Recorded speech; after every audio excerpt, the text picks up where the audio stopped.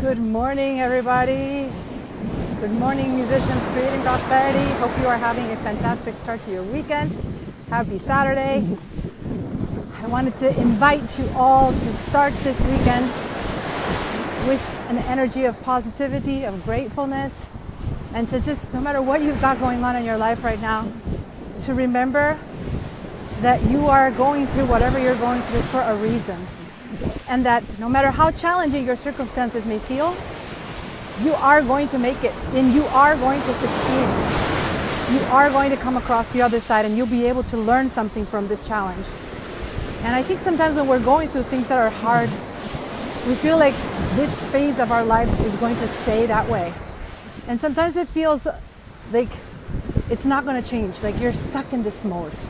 And no matter where you are, if you are right now feeling stuck in your business, hi Tanya, hi dear friend, say hello if you're watching me live. No matter where you are right now, if you're feeling stuck in your business, stuck in your health, stuck in your relationships, sometimes it's important to look for ways to see what is the lesson from this moment. You know, what is the thing that I'm trying to overcome, and how can you focus on the process instead of wanting to be out of the situation, right? How can you focus on trying to look at what are you learning in the challenge, not what do you want to learn after the challenge? What are you learning in the challenge? And I can personally share that many times I feel that I've achieved things in my business. I got to be mindful. Hold on, someone's fishing, so they're telling me not to get stuck in their fishing thing. Okay, good. The guy was like, be careful. You don't want to get stuck. I don't want to be bait for the fish. Anyway, where was I? When we're going through challenges, we want to focus on the lessons after the challenge and what's going to happen after we overcome the challenge and what's going to happen when we get to our next destination. But what I want you to think about is, what if instead of trying to focus on the outcome after the challenge or overcoming the challenge, you focus on the lesson that you're learning during the challenge, right? You focus on what are you learning now about yourself, most importantly. Not so much about your external reality, but about yourself, about how you handle challenges. How can you develop the resilience that you need to overcome the things that you have, and not only to overcome them, but also to realize that you are getting stronger each time that you have to deal with the challenge, that you are getting smarter, that you are getting more strategic in dealing with a challenge. And that lesson is something that you can benefit from in the moment you're experiencing the challenge. I know for me, many times I feel like in my business there's unpredictability. There's, being an entrepreneur, as you all know, is not for the faint of heart. It is not. Being an entrepreneur means being okay with living with a sense of risk, living with a sense of uncertainty. And this was one of my first lessons that I had when I started my first business back in 2011. My gosh, I was interviewed on PBS and they were asking me, how does it feel to be a young entrepreneur? And what does it look like to build a business? And I remember just telling the reporter, my gosh, living with this sense of uncertainty is weird. Because up until that point, I had been a product of academia, right? I had done all my degrees. I had lived in the universities, degree after degree after degree. I had created a life where things were very safe. Things were predictable. Things were like, okay, I finished this degree, now I get into the next degree. Now I go to the next degree. And it always felt like there was something next for me. And I knew where I was going and I knew what I needed to do to succeed. And I have the hope that as long as I did everything I needed to do, that things would work out. And all of a sudden I became an entrepreneur. I graduated, I realized, wow, there's no job waiting for me after all these degrees. I have to come up with a way to fix this myself and to create my own livelihood. No one's here to save me. No one's going to rescue me. I got to figure this out. And so out of that necessity, I became an innovator. I became an entrepreneur because I had to. It wasn't a choice that I made. Oh, I'm going to go build a business. I had to. And while I was building that first business and starting things from the ground up, investing everything that I had in my life, and even things that I didn't, you know, utilizing resources from friends, from family, loans, putting all my eggs in one basket, basically, because the plan had to work. There was no plan B. I realized, wow, being an entrepreneur means being okay with risk and understanding that there's an unpredictability to this. And after my first 5 years with my music school, I moved to Texas. I started a university program there, creating basically a new curriculum, helping musicians do what I had done just a few years before. I remember my students at the time would ask me, hey, Dr. Flore, wow, you've done all these things, now you're teaching us about it. At what point did you feel settled in your business? At what point did you feel like you had it all set and things were super clear, everything was figured out? I hope you can hear me okay, because there's a little bit of wind. If you can't hear me at all, just let me know, so I'll just cut this live short and call it a day. I'll make a live later. But I'm at the beach here. I just wanted to take advantage of giving you all a little beautiful view too. Check it out. And so I remember when they asked me, Dr. Flore, at what point did you feel like you were set, you were established, everything was safe for you? When did you feel like everything was settled in your business and you were like on the other things? And I remember telling them, I haven't gotten to that point. I don't know what you're talking about. I'll let you know when I get there. I cannot tell you when I felt safe or when I felt like everything was settled, when I felt that I had it all figured out. There's no such thing. There's no such thing when you're an entrepreneur. You don't ever get to that point. I mean, I'm sure there's different stages, and yes, there are highs and lows. There are wins, there are moments of challenge, but the truth is you are never at a point where everything is safe and stable and predictable. And if what you do, you're trying to get to that point and thinking that that's when you're going to feel okay, and unless you get to that point you're not okay, then you're setting yourself up for failure, because it doesn't exist, right? And so after I decided to step out of academia and build my online business, the last 4 years now, I've been once again in another entrepreneurial roller coaster, right? Working with musicians, helping them overcome their roller coasters, learning how to develop the mindset and the resilience that is needed to succeed in doing this. Because it's not just about strategies and tactics, it's about your inner game. It's about the thoughts you put in your mind. It's about the way you handle challenges, which is what brings me to this message today. How are you handling your challenges right now? I'm sure you have challenges. What are you doing to manage them? If all you're doing is trying to just not have the challenges or wanting to not have the challenges, then you're putting yourself in a position of depending on something else to happen before you feel at peace. Depending on that result to achieve, to happen, depending on the problem you're trying to solve, depending on any external factors before you feel safe. And that's what I want to encourage you to not do.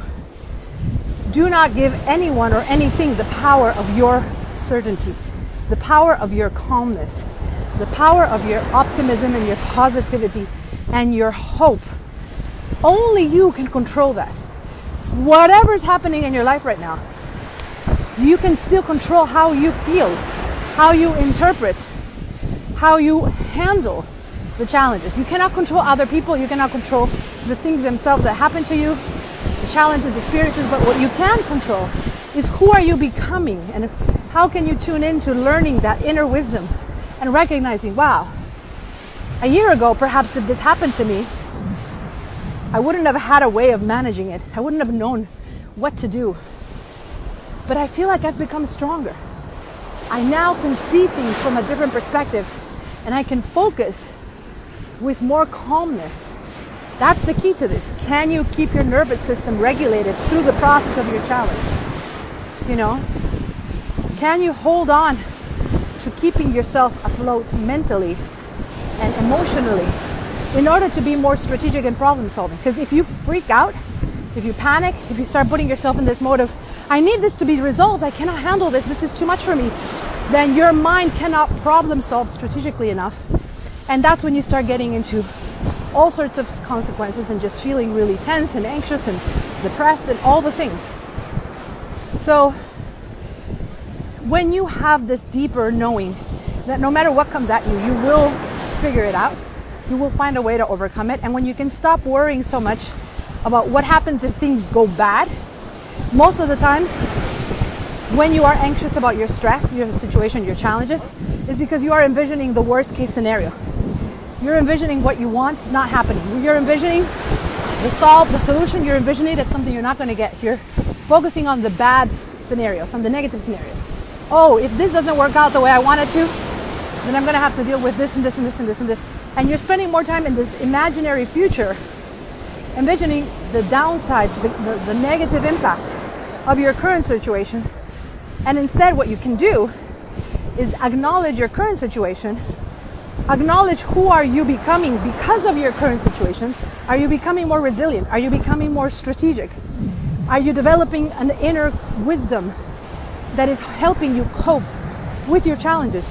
Who are you becoming right now? How is this version of yourself helping you overcome with wisdom, with inner intuition, with love, with non-judgment, with non-criticism, with compassion and with grace? How can you recognize how far you've come to get to this point in your life? And yes, you don't have it all figured out. None of us do. I don't have it. I don't expect you to have it either. But can you at least recognize who you're becoming through the challenges right now, and not put your faith and happiness only based on what's going to happen after this period? Oh, if I can only overcome this, I'll be happy when I have ABC, XYZ. Oh, I'm stuck in my business. I want to grow my business. And once I reach this milestone, oh man, I'm going to feel so much better. No, that's the wrong way to see it. Yes, it's okay to have goals. It's okay to have desires. But can you acknowledge who you need to become in order for those goals to happen? And can you acknowledge who you already are in the moment you are right now? Only when you start learning and meeting and introducing a new version of yourself during the moments of adversity are you actually going to be able to get to the other side with success. And this is something that I really think is important, because business is so much more than strategies. Business is mindset. Life is mental game. It's a mental game. And if you think about athletes, I'm going to turn around. If you think about athletes, if you think about any sort of high performance entity, right? Like an artist, an athlete, high powered leaders, visionaries. What allows them to succeed is not that they're just good at what they do. It's that they can keep it together when things are not good. That's what allows them to succeed. They can stay calm under pressure. They can remain clear on their vision when things seem like they're falling apart. They can hold on to their inner qualities, their inner traits that can help them see what's going to happen and see how they can move through the different challenges and remain hopeful that this is possible, whatever it is that you're trying to achieve. So I hope this helps. I know we're going through a period right now where there's a lot of uncertainty. There's a lot of, skepticism. We're in a season of change. We're in a season of a lot of people kind of bombarding you with information and wanting you to do this, wanting you to do that. And there's a lot of sense of uncertainty. The economy is all over the place. There's unpredictability in terms of what's going to happen with the election. And it's very easy to get caught up in this wave of anxiety and uncertainty and fear because of all these external things that are happening. And I want to encourage you today to not be in this place, to not feel that you have to be part of that, and instead carve your own path, focus on what you can control, and above all, remember that when you can start recognizing the traits in your own being that are going to help you succeed, you can start calling those in. Kind of like the ego, the alter ego, if you've ever heard of that. Can you call in that version of yourself that's going to keep it together, even if you don't feel like you have it right now? Even if you're like, I don't know if I can do this. Can you call in the qualities that you are recognizing you're building right now, and continuously call in that version of yourself to help you overcome what you're doing? And recognize that at the end and at the process, during the process, this is happening for you, not to you. Things don't happen to us. Things happen for us. Stop telling yourself, why is this happening to me? This is happening for me so that I have to step into the next version of myself and become someone better and grow. And I challenge you as I wrap up this session, think about all the challenges you faced. Think about all the things that were good as a result of those challenges, whether it's an internal growth that you experienced, whether it's someone you got to meet because of those challenges, whether it's a relationship, whether it's a situation that you got to be a part of. And think now that if you could go back and remove those challenges from your life, you would probably be removing some of the best things that you've had in your life. Yes or no? Yes or yes? If you could erase the challenges, you would erase one of the most beneficial parts of your life. Maybe you met someone, maybe you created an awareness, maybe you had an opportunity to do something that you would have never done, or perhaps you would have never had the courage of doing had you not had that initial disruption, that initial challenge, right? Can you think about the milestones of your life that you've achieved? They're usually coming at the other side of a major breakdown. So your breakdowns right now can lead to your breakthroughs if you become aware of who you need to be in order to get there and in order to survive what you're going through right now. That's my gift to you. That's what I'm telling myself. Every day, there's moments where I feel like, wow, what's going to happen with this? I don't really know.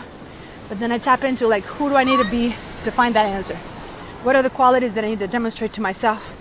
How can I step into a position of vision, of strategy, of hope? How can I model that calmness to those around me, whether it's my kids, whether it's my family, whether it's my team, my clients? You need to be that anchor of confidence and vision that is unwavering regardless of what's currently happening, whether you're in a high season or in a low season. Just like these waves. The waves come up, the waves come down. You need to be the rock that stays there no matter what. Happy Saturday, everybody. Love you all. Let me know your takeaways. I hope this helps. See you soon.